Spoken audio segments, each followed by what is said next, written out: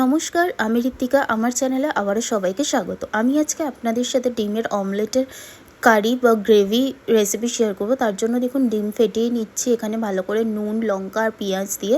তারপরে এই ডিমটা আমি তেল বা সাদা তেল দিয়ে দিচ্ছি কড়ার মধ্যে। ডিমটা আমি ভালো করে ভেজে নেবো। আর ডিমটা আমি লাল লাল করে ভেজে নিচ্ছি, যেরকম আমলেট আপনারা ভাজেন সেরকমভাবেই ভেজে নিতে হবে। তো সবকটা ডিম আমার ভেজে নেওয়া হয়ে গেছে। এরপর ওই কড়ার মধ্যে সাদা তেল দিয়ে গোটা জিরে ফোড়নে দিলাম, দিয়ে আলু কেটে রেখেছিলাম সেই আলুগুলো একটু হালকা করে ফার্স্টে ভেজে নেবো। তার জন্য এর মধ্যে নুন হলুদ দিয়ে দিলাম, দিয়ে ভালো করে আলুগুলোকে লাল লাল করে ভেজে নেবো। আপনারা যদি কেউ আলু ছাড়া বানাতে চান তাহলে আলুটা স্কিপ করে দেবেন।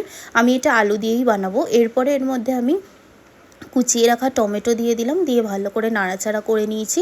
এরপর কিছু মশলা ব্যবহার করছি, আদা রসুন বাটা দিয়ে দিলাম, দিয়ে এরপরে একটু নাড়াচাড়া করে এর মধ্যে গুঁড়ো মশলা ব্যবহার করছি, ধনে গুঁড়ো, জিরে গুঁড়ো, হলুদ গুঁড়ো, লাল লঙ্কার গুঁড়ো, এইটা ঝাল লঙ্কার গুঁড়ো আমি ব্যবহার করলাম, দিয়ে একটু সামান্য জল দিয়ে হালকা করে কষিয়ে নিয়ে এরপর আমি কাশ্মীরি লাল লঙ্কার গুঁড়ো ব্যবহার করছি। আপনারা যদি কেউ না দিতে চান তাহলে স্কিপ করে যাবেন, আমি কালারটা ভালো হওয়ার জন্য দিলাম। দিয়ে কিছুক্ষণ একটু নাড়াচাড়া করে এর মধ্যে নুন দিয়ে নিলাম স্বাদ অনুযায়ী, দিয়ে আবার একটু নাড়াচাড়া করে এরপর আলুগুলো এর মধ্যে দিয়ে একটু মাখিয়ে নিলাম মশলার সাথে। আর মশলাটা ভালো করে কষে এসছে, তারপর ওর মধ্যে পরিমাণ মতো জল দিয়ে কিছুক্ষণ ঢাকা দিয়ে রেখে দিয়েছিলাম। এরপরে দেখুন গ্রেভিটা একদম রেডি হয়ে গেছে। এরপর ওই ডিম ভাজাগুলোর মধ্যে আমি গ্রেভিটা দিয়ে দিচ্ছি। ডিমগুলো আমি ওর মধ্যে দিলাম না, তাহলে ছেড়ে ছেড়ে যায়, তাই আলাদা করে গ্রেভিটা দিয়ে দিলাম। দিতেই দেখুন আমার ডিমের অমলেটের রেসিপিটা রেডি হয়ে গেল। Thank you.